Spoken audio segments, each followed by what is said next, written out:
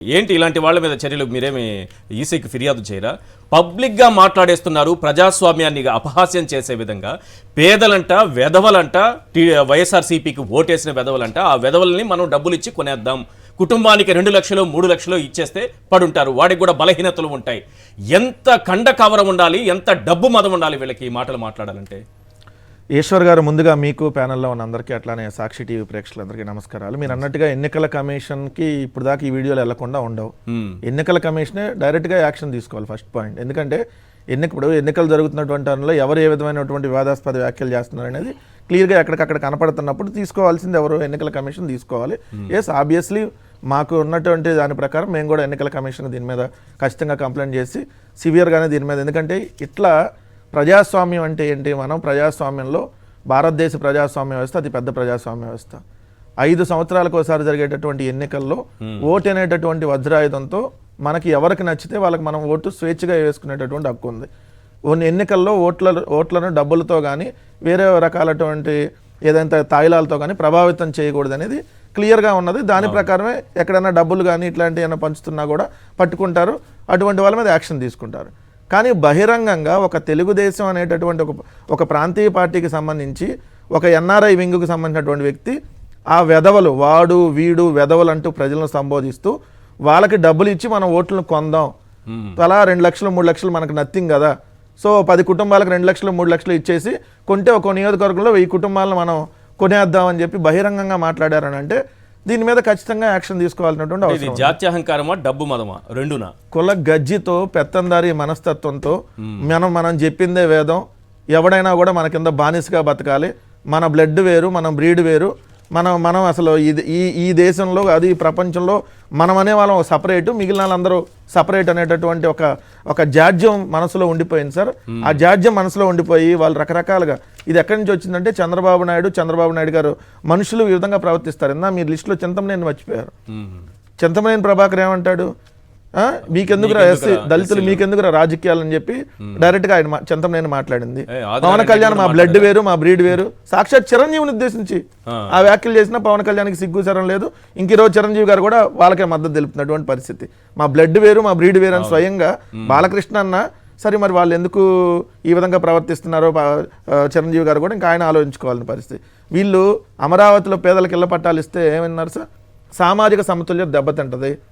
ఇక్కడ తీసుకొని వచ్చి మీరు ఎస్సీలని, ఎస్టీలని, బీసీలని, ఏదైతే ఓసీల్లో ఉన్నటువంటి పేదలందరికీ మీరు ఇక్కడ ఇళ్ల పట్టాలు ఇస్తే మా కులం పక్కన మిగిలిన అందరు కులాలు వస్తే మా సామాజిక సమతుల్యత దెబ్బతిందని చెప్పి డైరెక్ట్ గా మరి పచ్చ పత్రికలు అయితే చెమట కంపు కొడతారు వాళ్ళు, ఇక్కడ ఇవ్వకూడదని రాస్తాడు. వాళ్ళుంటే మురికి వాళ్ళగా తయారవుతాయి. అదే సెంటు స్థలానికి సెంటు కంపు కొట్టిద్ది అని చెప్పి రాసినటువంటి పరిస్థితి. సయానా చంద్రబాబు నాయుడు గారు దళితులుగా ఎవరైనా పుట్టాలని కోరుకుంటారా? ఇంకా చంద్రబాబు నాయుడు గారు ప్రజలను ఉద్దేశించి ఆయనకు ఓటు వేయకపోతే ప్రజలకు బుద్ధి లేదు కాబట్టి నాకు ఓటు వేయలేదు అన్నాడు సార్. మీకు గుర్తుందో లేదు, ఎన్నికలు అయిపోగానే ప్రజలకు బుద్ధి లేదు కాబట్టి నాకు ఓటు వేయలేదు అన్నాడు. కానీ ఇదే జగన్మోహన్ రెడ్డి గారికి 67 సీట్లతో ప్రతిపక్ష హోదా ఇస్తే, ఎస్ ప్రజలు నాకు బలమైన ప్రతిపక్ష హోదా ఇచ్చారు, నేను ప్రజల కోసం పోరాడతాను, ప్రజాస్వామ్యంలో ప్రజలు ఇచ్చే తీర్పు నేను గౌరవిస్తున్నాను, చంద్రబాబు నాయుడు గారు ముఖ్యమంత్రి అవ్వాలని ఆ రోజు తీర్పు ఇచ్చారు కాబట్టి నేను దాన్ని గౌరవిస్తున్నాను అని చెప్పారు. అది ఉందాతనం. సో ఈరోజు కానీ వాళ్ళకి ఓటు వేయకపోతే ప్రజలందరూ దొంగలంట, వెధవలంట, ప్రజలందరికీ బుద్ధి లేదంట. అంటే చంద్రబాబు నాయుడుకి ఓటు వేయకపోతే ఆ ప్రజలకు బుద్ధి లేదా? అసలు చంద్రబాబు నాయుడు గారికి ఓటు వేయకపోతే వాళ్ళందరూ ఎదవలా? ఇప్పుడు ఆయన ఎన్ని కోట్లు తీసుకొచ్చాడు ఇక్కడ చంద్రబాబుని గెలిపించడానికి? సార్ ఇప్పుడు ఇది పెద్ద స్కామ్ జరిగింది. ఇక్కడ ఏంటంటే తానా అని ఒకటి ఉంటుంది. ఈ తానాకి సంబంధించి ఈయన అధ్యక్షుడు. ఏదైతే తానా అంటే ఏంటంటే Telugu association of north America అని ఈయన ఆధ్వర్యంలో నడుస్తుంది. ఆ తానా ఒకప్పుడు Telugu association of north America నల్లా ఈయన తెలుగుదేశం అసోసియేషన్ ఆఫ్ నార్త్ అమెరికాగా, అట్లానే ఖానాగా కమ్మ అసోసియేషన్ ఆఫ్ నార్త్ అమెరికాగా తయారు చేశాడు అనేది క్లియర్. దీంట్లో ఈవెన్ వీళ్ళకి వ్యతిరేకంగా మాట్లాడినా ఇంకా ఎవరన్నా వేరే ఇప్పుడు జూనియర్ ఎన్టీఆర్ మీద ఎవరు మాట్లాడారని కూడా పోయిన జూలైలో ఇద్దరు కొట్టుకున్నారు అక్కడ 2 వర్గాలుగా. మీకు ఇవన్నీ కూడా వచ్చినాయి అనమాట. సో ఇట్లా ఈ కోమటి జయరామ్ కావచ్చు, లేదంటే ఇట్లా ఈ తానాలో ఉన్నటువంటి ఎవరైతే తెలుగుదేశం పార్టీకి అసోసియేట్గా ఉన్నటువంటి సభ్యులు దాదాపుగా కొన్ని వేల మంది ఇక్కడికి డంప్ అయ్యారు. ఇప్పుడు డంప్ అయ్యి ఎన్నికల కోసం వాళ్ళు వారి ఊరుల్లో, వాళ్ళ నియోజకవర్గాల్లో ఓటర్లను ఇలా ఇదేదో విధంగా ప్రభావితం చేసేసి ఓట్లను కొని ఒక 1000 ఓట్లు, 2000 ఓట్లు, 3000 ఓట్లు అలా అక్కడ ఎన్ని పాజిబుల్ అయితే అన్ని వాళ్ళని అవసరం అయితే ఇంకా వాళ్ళు అనే మాటలు ఉంటారు. పెళ్ళాం లేరా, పిల్లలు లేరా అంటే వాళ్ళు డబ్బులు తీసుకోకపోతే పిల్లల్ని కూడా బెదిరిస్తారనే దానికి అర్థం. వాళ్ళు కానీ డబ్బులకు లొంగకపోతే బలహీనతలను చెబుతున్నాడా, బెదిరిస్తున్నాడా అర్థం కావట్లేదు నాకు. రెండు యాంగిల్స్. సార్ ఇప్పుడు ఎవరన్నా బలహీనతగా ఎవరన్నా తీసుకోవడానికి అనుకున్న పిల్లలు లేరా అంటే అది ఏంటి, వాడిని బెదిరిద్దామనా? అంటే వాళ్ళ భార్య పిల్లల్ని బెదిరించి ఒకవేళ మీరు కానీ డబ్బులు తీసుకోకపోతే, డబ్బులు తీసుకొని మేము ఏమయ్యా మాకు డబ్బులు వద్దు, మేము వైఎస్ఆర్ కాంగ్రెస్ పార్టీకి ఓటేస్తామంటే వాళ్ళని ఇంకా ఏదో ఒక విధంగా అక్కడ ఉన్న బెదిరించాలి అనేటటువంటి ప్రయత్నంలో భాగమే కదా. అంటే డబ్బులు తీసుకునే వాళ్ళనేమో డబ్బులతో ప్రలోభ పెడతారు, డబ్బులు తీసుకోకపోతే బెదిరించి రేపొద్దున మేము వస్తే మిమ్మల్ని ఇది చేస్తాం అది చేస్తాం, మీకు ఈ ఊర్లో సంబంధించిందిగో మీకు ఏ పనులు కానికొని చూస్తాం అని చెప్పి బెదిరించి ఏదో ఒక విధంగా ఓట్లు వేయించుకోవాలనేటటువంటి ప్రయత్నంలో భాగం. సో ఇట్లాంటి బహిరంగంగా ఎలా వస్తుంది సార్ వీళ్ళకి ధైర్యంగా, అంత ధైర్యం మాట్లాడడానికి పేదల గురించి? చెప్పాను కదా సార్, వాళ్ళు ఉండే వేరే ట్రాన్స్ లో ఉంటారు.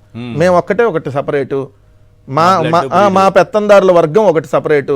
దాంట్లో నిమ్మగడ్డ రమేష్ కావచ్చు, మీరు అన్నట్టుగా ఇప్పుడు కోమటి జయరాం ఏమైపోయాడు, ఆయన గురించి చెప్పండి. నిమ్మగడ్డ వినలేదా, చూడలేదా? ఇది ఎక్కడ దాక్కున్నారు, ఏ కలుగులో ఉన్నారు, మళ్ళీ వెళ్ళిపోయారు కలుగులోకి. అంతా ఒకటే బ్లడ్. అవును కాదు సార్, అంతా ఒకటే బ్లడ్ ఒకటే బ్రీడ్ అయితే, అది వేరే బ్రీడ్ అయితే ఆయన కంప్లైంట్ చేస్తాడు, కానీ అంతా ఒకటే బ్రీడ్ అయితే పెన్షన్ అందకూడదు, టైంకి వాళ్ళకి వాళ్ళ జీవితాలు బాగుపడకూడదు, వితంతువులు వికలాంగులు వీళ్ళ జీవితాలు బాగుపడకూడదు, వాళ్ళు హ్యాపీగా ఇళ్లలో కూర్చోకూడదు, వారిని ఎండల్లో కష్టపెట్టాలని చేసినటువంటి ఈ నిమ్మగడ్డ రమేష్ ఈ రకంగా ఇప్పుడు మాట్లాడుతున్నటువంటి జయరాం చౌదరి విషయంలో ఎందుకు సైలెంట్ గా కలుగులో దాక్కున్నారు? జయరాం చౌదరికి కింద నిమ్మగడ్డ చౌదరి ఉంది కదా సార్, అక్కడ జయరాం చౌదరి ఎట్లా ఉన్నారు, కింద నిమ్మగడ్డ చౌదరి కదా.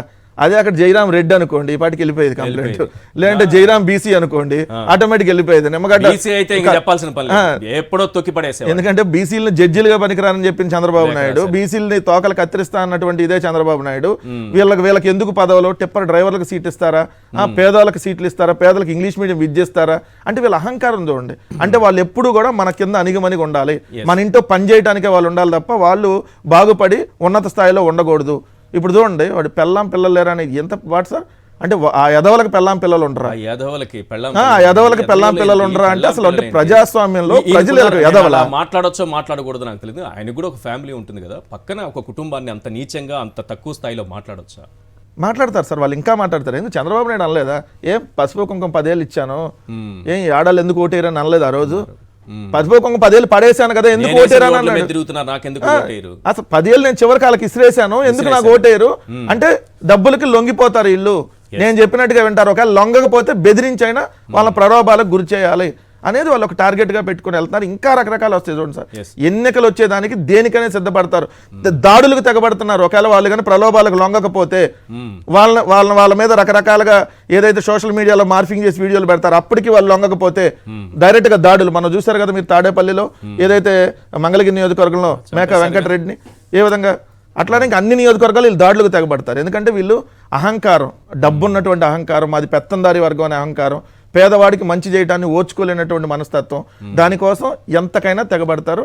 ఇంకా అనేక రకాల దాడులకు కూడా పాల్పడతారు. దయచేసి ఎన్నికల కమిషన్ దీన్ని సుమోటోగా తీసుకొని ఖచ్చితంగా ఇటువంటి ఎన్ఆర్ఐలు ఎవరు వచ్చారో, ఆ మీటింగ్ లో ఎవరెవరు పార్టిసిపేట్ చేశారు వాళ్ళందరి మీద యాక్షన్ తీసుకోవాలి సార్. మేము సరిహద్దులు దాటించాలి సార్. మేము తాలిబన్ల కంటే చాలా ప్రమాదకరం వీళ్ళు, తాలిబన్లే నయం, వీళ్ళు అంతకంటే ప్రమాదకరం వీళ్ళు. ఎందుకంటే ఈ పేదలపైన ఇంత విషం కక్కుతున్నారంటే వాళ్ళకంటే ప్రమాదకరం సార్. వీళ్ళు దేశం సరిహద్దులు దాటించి తరిమి కొట్టాలి ఉగ్రవాదుల కంటే తీవ్రమైనటువంటి పదజాలం వాడుతున్నారు. మొన్న ఈ మధ్య తెలంగాణలో కమ్మ వన సమారాధన జరిగితే వాళ్ళు మేము ఒక్కొక్కరు 50 లక్షలు ఇస్తాం, అంబటి రాంబాబులు వాళ్ళందరూ తలకాయలు తీసేసుకొస్తే నేను డొనేట్ చేస్తామని కూడా చెప్పినటువంటి ప్రజలు, మా బ్లడ్ మా వాళ్ళకే ఇవ్వాలి, వేరే వాళ్ళకి ఇవ్వకూడదు అని కూడా చెప్పారు. ఆ సాక్షాత్తు తిరుమల వెంకటేశ్వర స్వామిని అయితే వెంకన్న చౌదరితో పోల్చారు.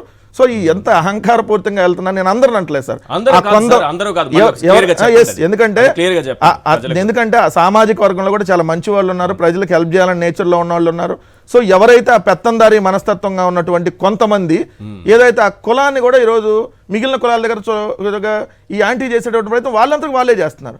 సో ఎందుకంటే ఆ అహంకారపూరితంతో ఆయన అంటాడు, కొలగజ్జి ఎక్కువ ఉంది. మోహన్ బాబు ఒక ఇంటర్వ్యూలో డైరెక్ట్ గా ఆంధ్రజ్యోతి రాధాకృష్ణ అంటాడు, నీకు కొలగజ్జి ఎక్కువ ఉంది, కొలగజ్జి ఎయిడ్స్ కంటే పెద్ద ప్రమాదకరం, సో నీకు ఆ గజ్జి పట్టుకొని ఉన్నావు అని చెప్పి. ఆ గజ్జి ఇప్పుడు చంద్రబాబు నాయుడు జయరాం టీం అనేది తాలిబన్ల కంటే ప్రమాదకరంగా మారబోతోంది ప్రజాస్వామ్యం పైన.